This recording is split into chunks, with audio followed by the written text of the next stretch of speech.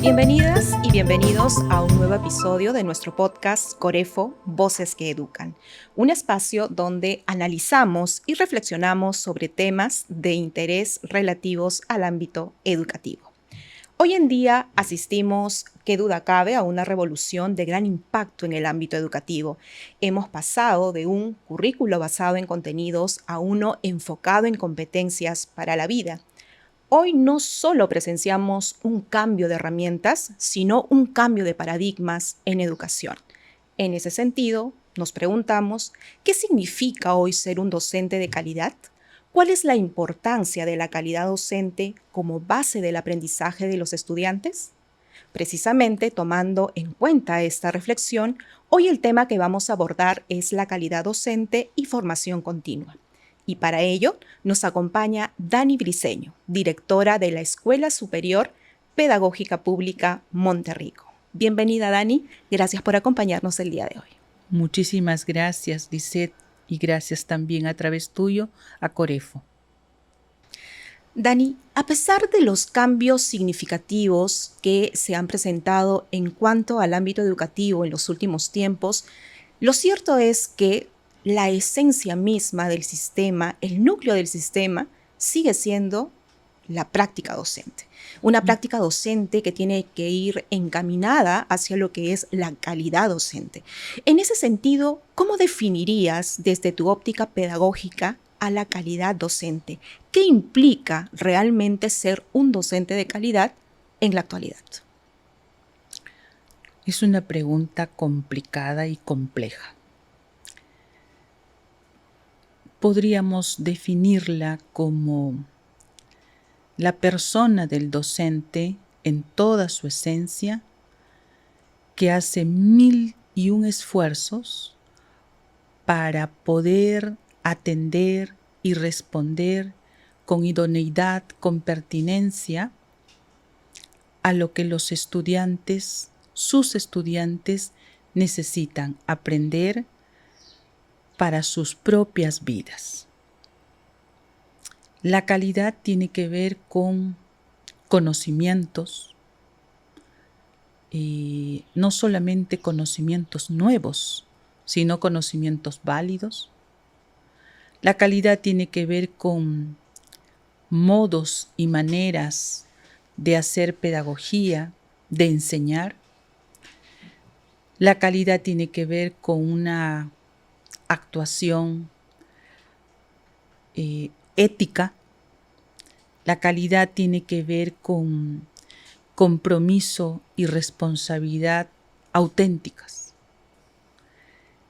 Y por eso es que para definir calidad no hay necesariamente una en particular. Y cuando hablamos de calidad del docente, tiene que mirarse múltiples dimensiones. No solo se trata de ser un buen profesional docente, sino también se trata de ser personas buenas. Digamos que este concepto, como usted o como lo dices, es complejo, sí, pero también abarca, ¿no?, todas esas dimensiones, tal como lo refieres. Así es. Y ser docente de calidad, no solamente está ser docente de calidad en aula, es ser docente de calidad con sus demás compañeros de trabajo. Ser docente de calidad es aquel que se involucra en el quehacer de la escuela, de su institución. Pero definitivamente también ser docente tiene que ver con su actuación como persona, en el ejercicio ciudadano diario que hace dentro y fuera, en casa, en su barrio, en todas partes. Entonces, ser docente de calidad es estar permanentemente en ese esfuerzo de ser alguien que puede ser capaz de ofrecer eso que tiene, eso que sabe, eso que es, para mejorar las condiciones donde se encuentre. Y cuando se habla de estudiantes, Un docente de calidad, por ejemplo, podría ser aquel que identificó un estudiante con una situación tal donde los demás no lo vieron. Para mí ese es un docente de calidad. Claro, tener esa capacidad de poder identificar esos puntos claves, ¿no?, que forman parte de una realidad educativa, ¿verdad? Así es. Y no se agota. No es que ya soy docente de calidad. No, hay que hacernos todos los días. Ya el marco del buen desempeño docente marca como una especie de ruta, ¿no?, con respecto a la reflexión y a la formación continua. En ese sentido, ¿cómo consideras que los docentes y los directivos están asumiendo lo que corresponde al marco de desempeño docente? A ver, el marco del buen desempeño docente, un instrumento para mí gestado a partir de trabajo interinstitucional, recuerdo, en reuniones permanentes con distintos agentes, no solamente educativos, sino también del ámbito social. Es un referente, tanto que los currículums de básico nacionales de formación inicial docente los toman en cuenta, lo tienen en cuenta para el diseño del perfil de egreso.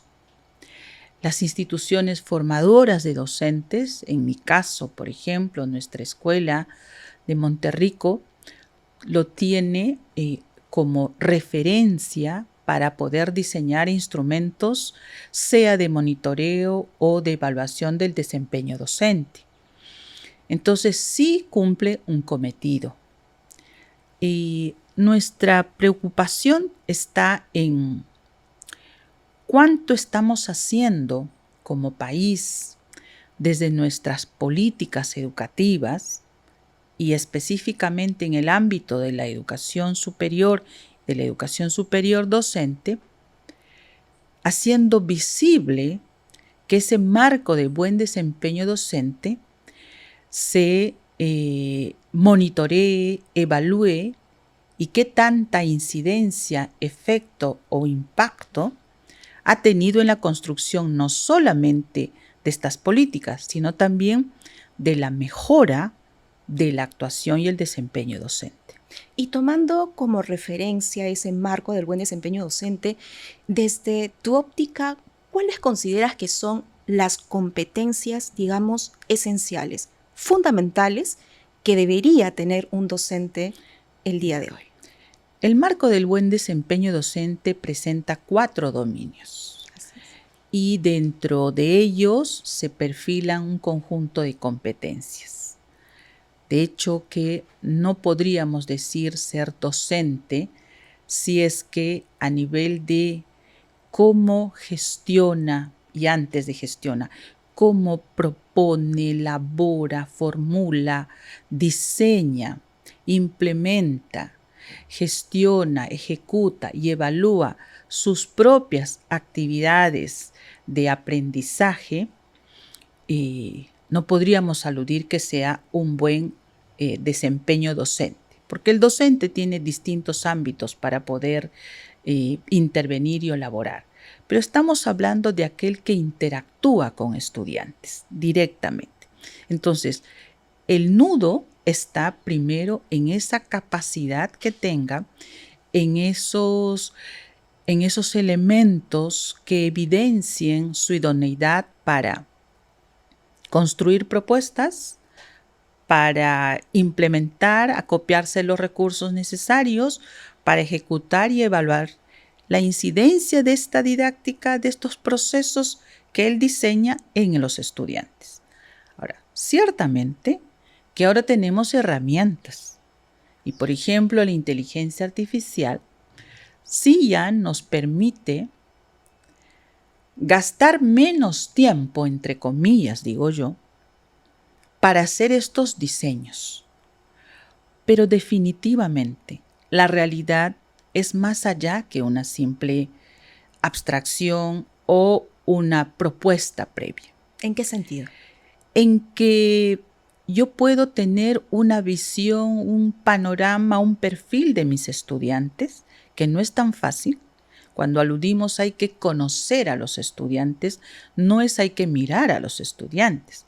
Conocer a los estudiantes es a partir de permanentes y mutuas interacciones, pero con la intencionalidad de identificar qué acontece en uno, en el otro y en el otro. En un aula de 30 y tantos no se puede decir que ya los conozco, basta un día. Entonces, la inteligencia nos puede facilitar en esa inversión de menos tiempo para el diseño, pero la ejecución no lo hace la inteligencia artificial. La ejecución es interacción de docentes, estudiantes y estudiantes docentes. Y en esa interacción, en ese hecho tangible, real, es que pueden suscitarse situaciones que no estaban diseñadas ni previstas anteriormente. ¿Cómo respondemos a esa situación de ese aquí y ahora? Allí vienen los recursos, los bagajes que trae consigo el docente. Y menciona un punto muy importante que es la irrupción de la inteligencia artificial en la educación.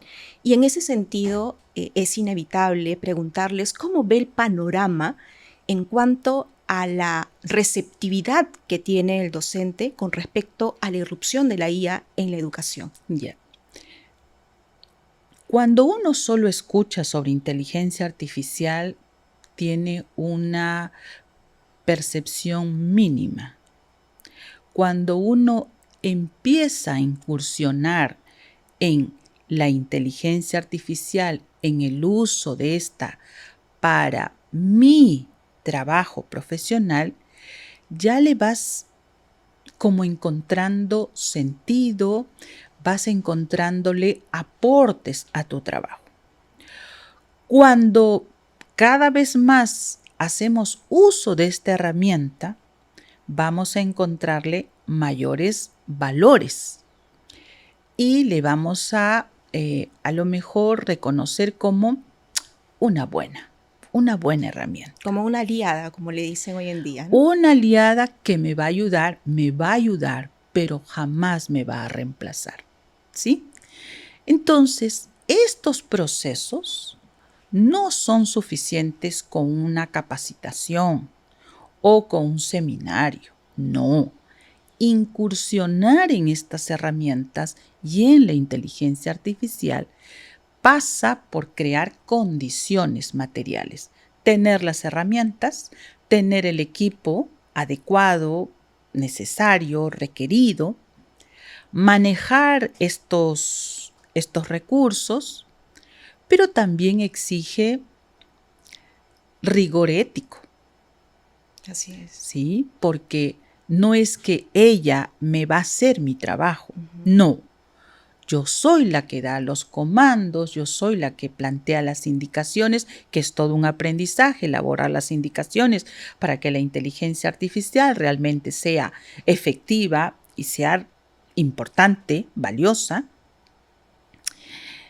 Pero ahí también hay un uso y un buen uso de este recurso.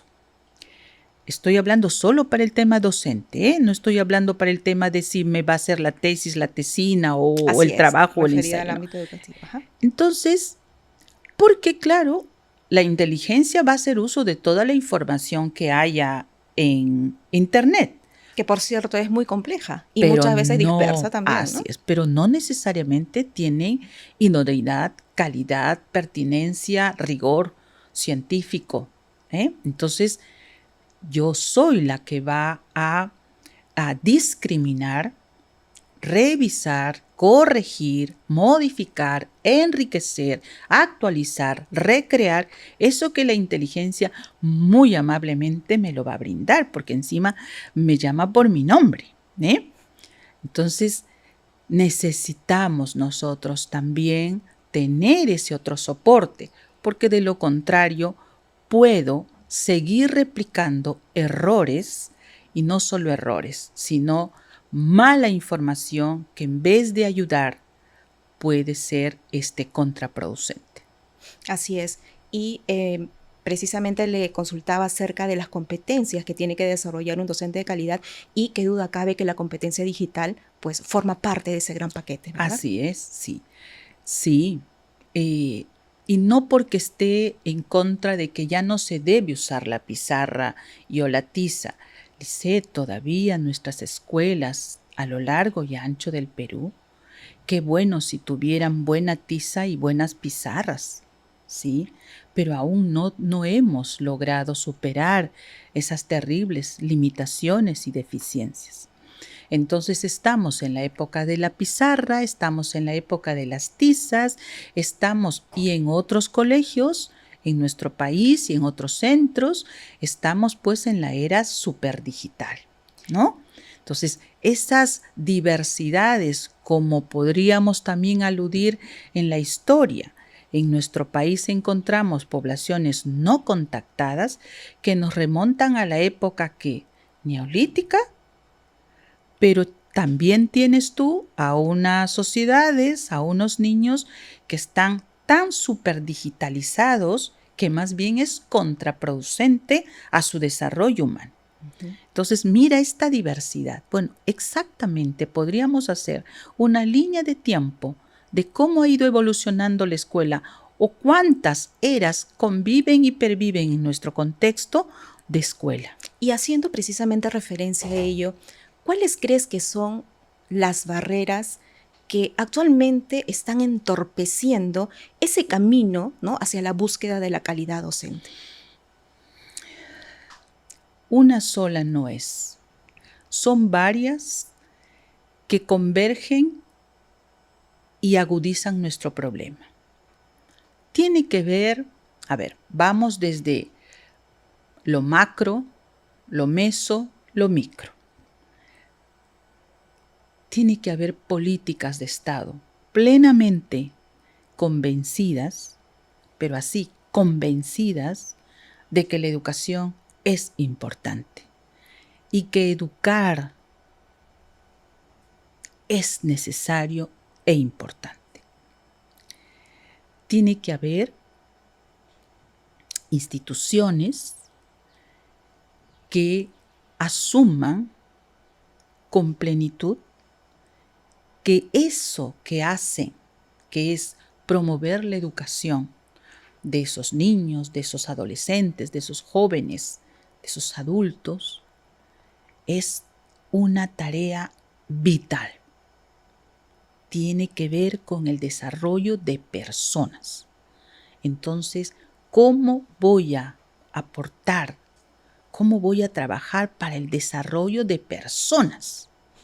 Nos lo tenemos que convencer, comprometer y estar ahí metidos con zapato y todo. Tiene que ver con docentes. ¿Cómo hago esta profesión? Esto es mi trabajo, el que me satisface mis necesidades. Sí, pero apenas porque no me pagan bien. Perdón. Pero este es su trabajo, o esta también es su responsabilidad social y ciudadana, y que lo tiene que hacer con todo lo mejor que usted es y posee. Tiene que ver con un tema de familia. La escuela no suplanta ni sustituye a la familia. Tiene que ver con padres. Tiene que ver con colectivo social. Tiene que ver entonces con políticas, con economía, tiene que ver con empleo, con trabajo y con un real convencimiento de que invertir en educación no es sinónimo de lucrar con educación, sino que invertir en la educación de nuestro país es invertir en el desarrollo humano de las personas cuyas capacidades van a permitir el desarrollo de todos. Entonces, la cosa es complicada. Pretender abordar educación solo y únicamente desde el lado docente es muy limitado. Educación implica muchísimas cosas. Educación implica inversión. Es un trabajo articulado en Pero realidad, por ¿no? supuesto, Multidisciplinario no también. hay salud, no puede haber educación de estos niños, de estos adolescentes. Sus familias no tienen trabajo, no hablemos de educaciones de calidad, ¿sí? La sociedad que vive vulnerada y alterada, temerosa, en un contexto de profunda inseguridad y criminalidad, no me puedes decir tú que hablemos de educación de calidad. O sea, tenemos que hablarlo, sí, insistir, pero es que a veces es seguir nadando en un inmenso mar o es querer arar solos en un desierto. ¿Los desiertos se pueden transformar? Por supuesto que sí, pero necesitan de las manos de muchos. De acuerdo, entonces queda clara la explicación de nuestra especialista con respecto a lo que realmente implica la calidad educativa, que, tal como lo ha señalado, es un concepto bastante complejo y que abarca múltiples dimensiones. Hoy en día, muchos especialistas coinciden en señalar que la formación continua ya no debe entenderse solo como una opción técnica, burocrática, administrativa, sino que enfatizan en que esta formación docente implica lo que es una urgencia ética. ¿Cómo interpretarías esa parte de urgencia ética y, en todo caso, cómo definirías a la formación continua? A ver, necesariamente, de todas maneras, tenemos que actualizarnos. Lo que hayamos estudiado ayer hoy ya cambió.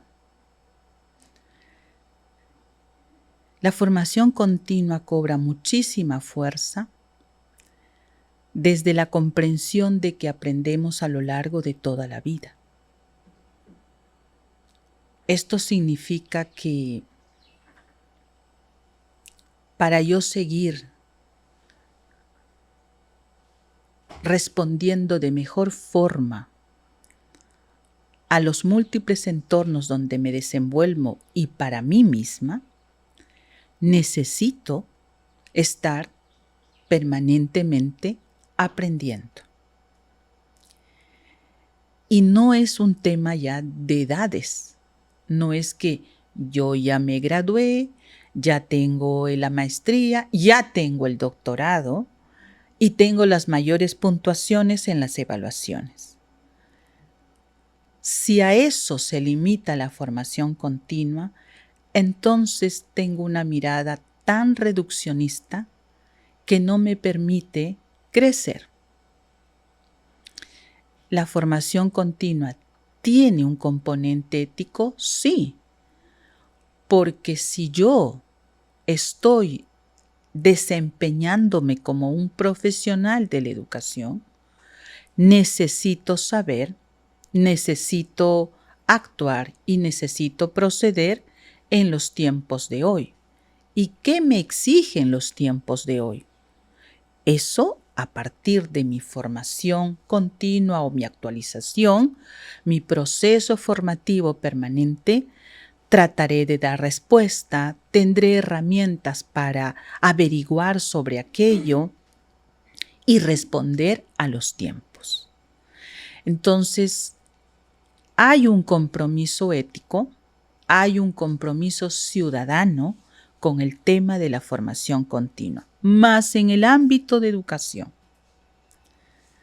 También es ético que desde las instancias macro, desde las instituciones, no solamente esperemos que la formación continua sea un tema estrictamente personal y una obligación estrictamente personal. Si estamos convencidos de que la educación es necesaria, es importante, vamos a dar oportunidades, condiciones favorables para que todos estemos en permanente formación, educación y aprendizaje. Y es que precisamente usted menciona un aspecto muy importante o un término importante, que es obligatoriedad versus la responsabilidad, ¿no? Porque los docentes muchas veces piensan que tienen que actualizarse en cuanto a conocimientos, habilidades, pensando en que me están obligando a hacerlo. ¿Cómo cambiar esa concepción en el docente de modo tal que revierta en una mejora de su práctica docente? Porque viene en todo caso esta práctica o este achatamiento de la comprensión de la formación continua cuando el entorno externo, los ascensos, las promociones, los escalamientos, utilizan el tema de la formación continua como un requisito normativo y administrativo. Así es. Y donde lo primero que se valida y se valora es el papel. Yo le puedo decir que conozco a muchísimos doctores. Tienen el grado de doctor y eso tiene la máxima puntuación en un instrumento de encargatura de puestos o de promoción. Y ciertamente qué interesante que yo tenga doctores. La tragedia está cuando eso no se condice con un desempeño de un doctor o una doctora. En cambio, yo tengo compañeros, docentes, que no tienen el doctorado, pero que de manera autodidacta incluso se forman, pero eso no está certificado. No tiene el documento en el expediente, por lo tanto no tiene puntuación. Sin embargo, en su desempeño es espectacular, es brillante, es comprometido. Te dice, ¿en qué te puedo ayudar, Tani? ¿Sí? Cuenta conmigo. Fíjate, tenemos que hacer eso. Bueno, ya, entonces yo me averiguo. Vamos a buscar en el YouTube. El compromiso, ¿sí? La vocación. Ah, ¿no? Eso no necesariamente me lo dan los grados, ¿sí? Eso me lo da mi compromiso, mi vocación, vinculado a lo que tú me preguntabas antes, la ética. Pero esa ética que está asociada a mi compromiso profesional. Ahora, también hay quienes disfrutamos aprendiendo y hay otros que a lo mejor aprenden por obligación o por lo menos necesitan los certificados por obligación. El interés no está en que yo voy a aprender más y voy a mejorar y les voy a dar a mis chicos cosas bonitas. No, es que con esto me presento para escalar. Ahí hay un divorcio. Y es que no está mal pensar en que mis estudios, a los cuales invierto y en los cuales yo desgasto mis energías, también me tiene que dar las posibilidades de mejores condiciones para satisfacer con mejores condiciones mis necesidades personales, familiares y demás. Pero eso no tiene por qué estar divorciado. El problema está en que le hemos puesto mucho acento a las certificaciones, a los grados, a los títulos, a los estudios en el plano normativo, administrativo. No le pusimos, todavía nos falta ponerle fuerza a eso en el desempeño. Todavía hay una distancia entre la capacitación y la actuación. La capacitación y la transferencia en las prácticas cotidianas. Claro, lo que realmente debería revertir en lo que es la mejora del aprendizaje del estudiante, que es el fin de la práctica docente. Eso es que es mucho más complejo. Transferir eso que aprendí también exige que me lo permitas hacer, que las instituciones sean abiertas a las innovaciones, a las mejoras, a las iniciativas, y que eso no se constituya en un riesgo. Seguro quiere escalar, seguro quiere ascender, seguro que el próximo año quiere postular al cargo que yo tengo. No, pues. Si estamos pensando en eso, entonces estamos fatales, ¿sí? Pero si alguien viene y dice, mira, acabo de estudiar esto Y voy a hacer, me gustaría hacer tal cosa. Bienvenida, hazlo. Todo lo que pueda aportar, ¿verdad? Todo lo que pueda aportar, repetir, porque si bien nuevamente sigue aprendiendo, pero a la vez sigue transfiriendo y nos sigue ayudando. Yo soy feliz con eso. ¿Por qué le voy a poner obstáculos? Es una cadena de, ¿no?, transmisión, no solo de conocimientos, sino de habilidades es la y de mucho más, forma ¿no? como las instituciones tendrán que estar innovando, mejorando, promovemos la creatividad, el despliegue de las capacidades y el desarrollo humano, pero hay que dar posibilidades también para eso. ¿Y qué riesgos hay si es que el docente no se actualiza? ¿Cómo repercutiría en el aprendizaje de los estudiantes? A ver, seriamente, ¿no?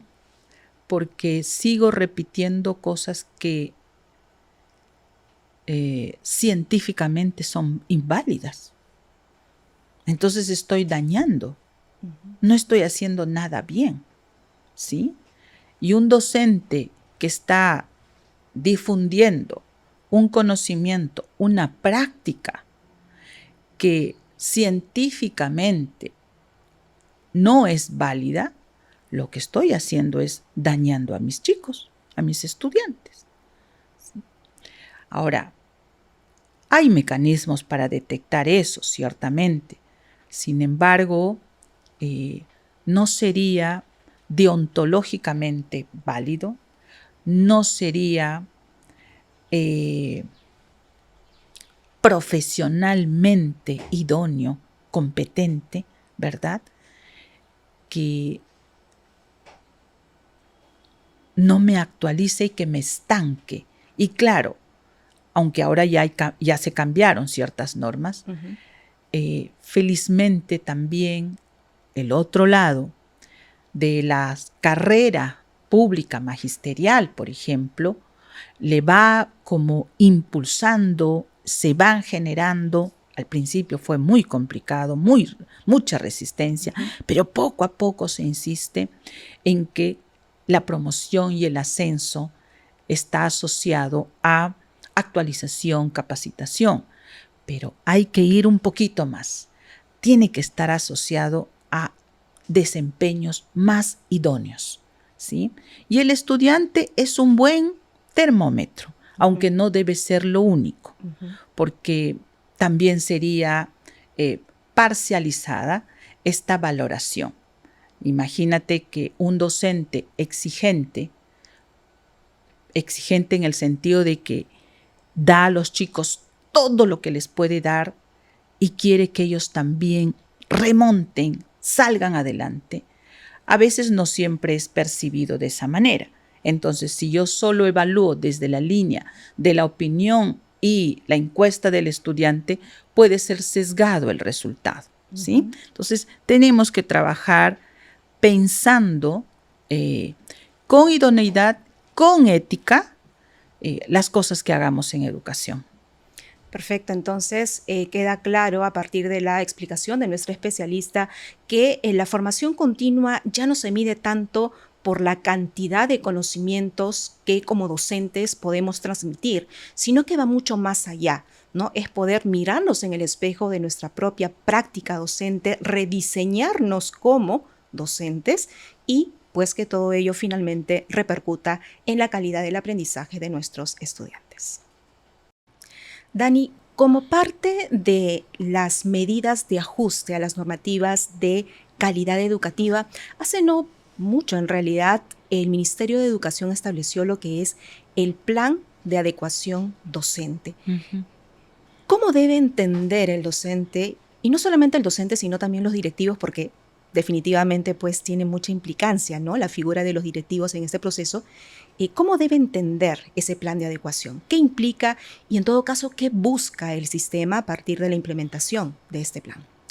El plan de adecuación está directamente dirigido a las instituciones educativas privadas. Así es. Y es que lo que se busca es que también los docentes de las instituciones educativas privadas acrediten el título profesional en educación, que es la licencia que nos permite el ejercicio profesional, en este caso de la docencia. Imagínate tú si un profesional ejerce la medicina, pero no tiene título en medicina. Entonces, ahí habría hasta un delito gravísimo. Entonces, este plan lo que busca es que también, así como se ha hecho una exigencia firme en el ámbito de la gestión pública, que los docentes tengan los títulos, porque ya años anteriores hemos tenido lo que se conocía el programa de profesionalización docente, que era para que aquellos que eran docentes en ejercicio o en servicio, pero no tenían título profesional, entonces pudieran estudiar en los veranos, ¿sí?, de manera presencial, luego llevaban sus materiales para que a lo largo del año remitieran los trabajos. Eso se hizo, por ejemplo, en Monterrico. Atendimos a muchísimos docentes de distintas partes del país, pero claro, eso era con venidas presenciales a Lima en verano. Imagínate cuando tú no tienes familia en Lima. Luego se llevaban los materiales para que a lo largo de su estancia en el colegio pudieran traer las tareas en el siguiente verano. Hoy, con la virtualidad, están los cursos presenciales y los síncronos o asíncronos. Entonces ahora se está exigiendo, y me parece válida la medida, de que cualquiera que ejerza la labor docente demuestre, evidencie, acredite que tiene el título profesional. Eso exige a la gestión de las instituciones también diseñar su plan de adecuación, dependiendo de la cantidad de docentes que tenga, sin que acrediten título profesional en educación, porque pueden tener título en otras carreras. Ya. Aquí viene también el otro tema, pero tiene tantos años de servicio en la docencia que va a tener que estudiar 5 años la carrera. ¿Qué dice la norma? ¿O cómo podríamos regular para que esos años de servicio también sean considerados y sean validados, por ejemplo? Pero en este momento, te doy el caso de Monterrico. Nosotros estamos desde la unidad de formación continua, brindando el servicio para la obtención del grado de bachiller y para la obtención del título de licenciado. El grado de bachiller, luego, con ello te permite requisitos para la obtención del título de licenciado. No podría acceder a este programa alguien que tiene estudios en otra carrera. Y la norma también nos plantea que esto se obtiene a partir de haber hecho tus estudios de pregrado en esa institución. Entonces, hay instituciones educativas privadas cuyos docentes en ejercicio tienen estudios en el extranjero, por ejemplo. ¿Cómo así se va a normar ello? Entonces, como medida que busca generar condiciones, igualdad de condiciones, exigencias para todos, me parece interesante. Pero veamos cómo la implementamos para que no afectemos más bien la educación de nuestros chicos, sino que los apoyemos. Y aquí la gestión de las escuelas también tiene que brindar ese apoyo a esos docentes, ¿no? Y precisamente, ya que menciona la gestión de las escuelas, ¿cómo ve la receptividad que ha tenido, ¿no?, la disposición del Minedo con respecto a este plan de adecuación docente? ¿Cómo ve esa receptividad por parte del docente, pero sobre todo de los directivos? Porque juegan definitivamente un papel importante en este proceso, ¿verdad? No todo ha sido muy favorable, ciertamente, dependiendo de los casos de los docentes. Es que no podríamos hablar de todos se encuentran en las mismas condiciones. Hay una diversidad de hechos. Por otro lado, también instituciones educativas privadas han acogido docentes sin título, pero remunerativamente eso ha implicado menor sueldo. Y esto va a cambiar, porque lo que se busca es que todos tengan y que acrediten la profesión. Entonces aquí también va a haber un cambio a ese nivel, ¿sí? Entonces hay una exigencia de que tus docentes tienen que estar titulados. De acuerdo. Entonces, este plan de adecuación docente desde su óptica es correcta, sí, es adecuada porque el fin en sí mismo es necesario, pero todavía falta implementar, ¿no? De modo tal que los docentes no lo vean como un enemigo, como una acción enemiga, ¿verdad? Sino más bien como una medida que busca, ¿no? Favorecerlos de alguna manera en lo que es la mejora de su práctica docente. Así es. Son años que han estado laborando, Lisette, en esas condiciones. Es más, hay quienes a lo mejor van a optar por el cese anticipado, ¿sí? Porque lo que han estudiado no les permite convalidaciones algunas, o porque tienen que empezar desde el ciclo 1, y son 5 años para obtener un título en nuestro país, o a lo mejor ahí vienen los gestores buscando modos, mecanismos de cómo poder apoyar a los docentes en unas u otras formas y o variantes. Pero eso también tiene que ver con el Ministerio de Educación. Habiendo analizado cuáles son las competencias indispensables que requiere el docente hoy en día, conociendo ya lo que implica realmente la formación continua, ahora cabe preguntarnos, ¿no? ¿Cómo integramos todo ello de modo tal que podamos llevarlo a la práctica en nuestra aula con nuestros estudiantes? Nuestro desafío permanente. ¿Cómo lo llevamos? El docente no necesita que alguien le diga, para llevar algo bonito, nuevo, para llevar aquello que considera que va a ayudar a los estudiantes a aprender. Ese docente que tiene desde la raíz del cabello hasta la punta de los dedos del pie, no necesita.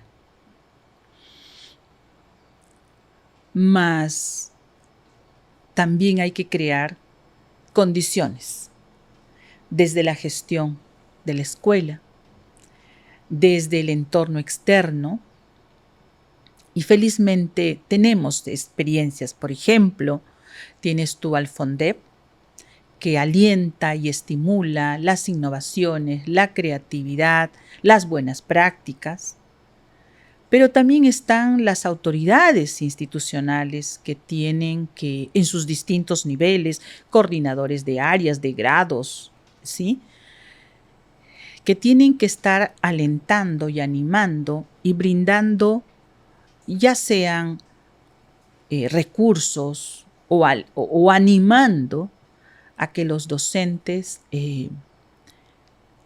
hagan el esfuerzo de poder diseñar experiencias de aprendizaje que en principio hay que clarificar, y hago un entre paréntesis, no es que el aprendizaje sea fácil, Lisette.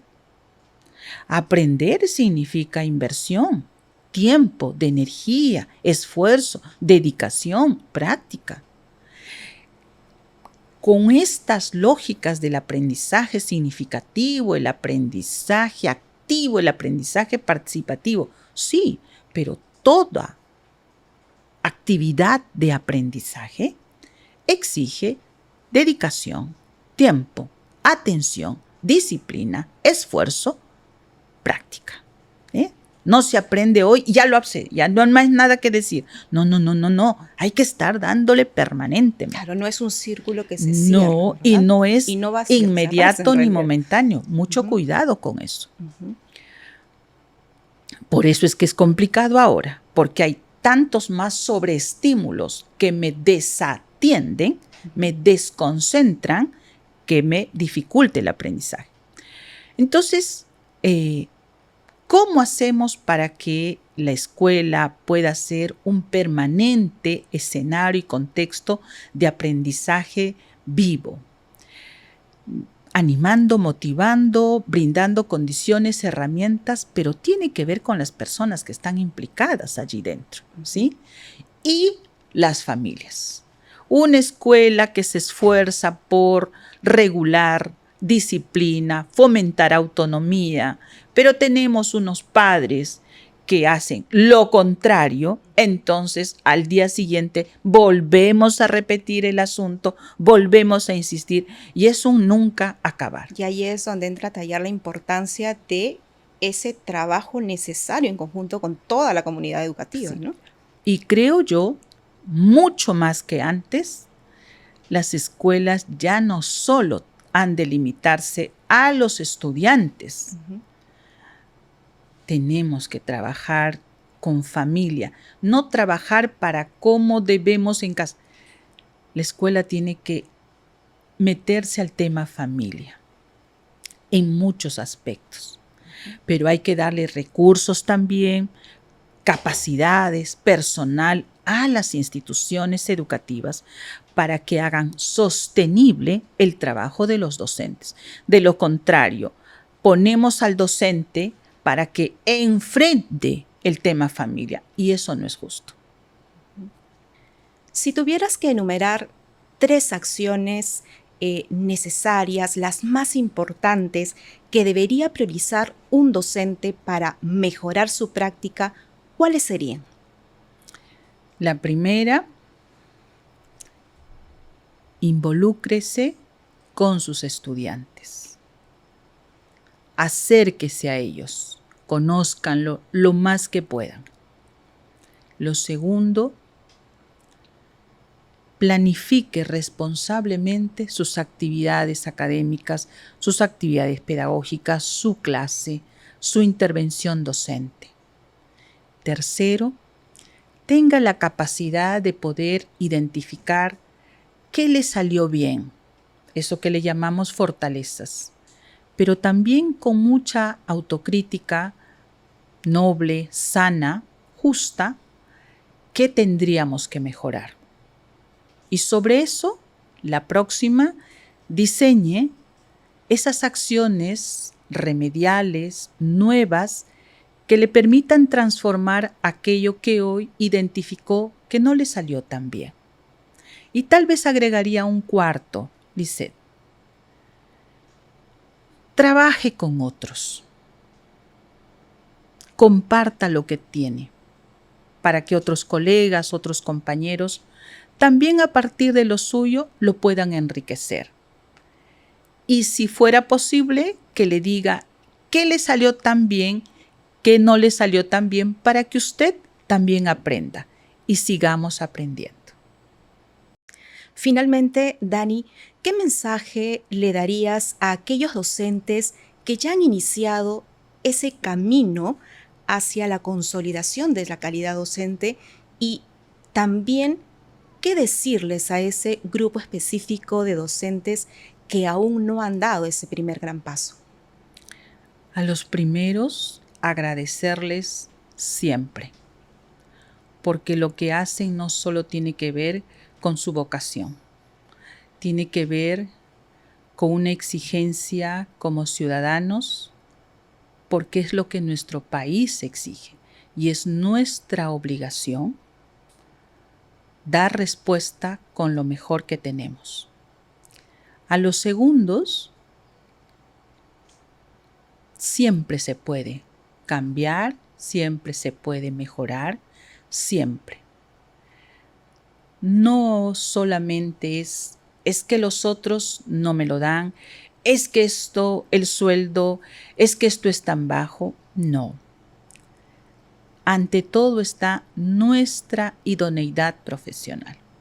Si somos profesionales de la educación, eso tenemos que serlo, parecerlo en todas partes. Qué duda cabe que la calidad docente y formación continua del docente hoy pasa por no solo poseer conocimientos o tener dominios pedagógicos sólidos, sino por ser un diseñador de experiencias significativas que entiende que su propia evolución es el motor que impulsa el proyecto de vida de cada niño o joven en nuestro país. De esta manera, agradecemos la participación de nuestra invitada el día de hoy. Muchas gracias, Dani, por ilustrarnos con tus sabios conocimientos con respecto a este importante tema. Te agradezco a ti, agradezco a través tuyo a Corefo y a la señora Erlita, que fue mi maestra. Gracias. Y a ustedes, estimados docentes, los invitamos a compartir nuestro contenido y a dejar sus comentarios en nuestras redes sociales. Nos vemos en un próximo episodio de nuestro podcast Corefo, Voces que Educan. Hasta la próxima.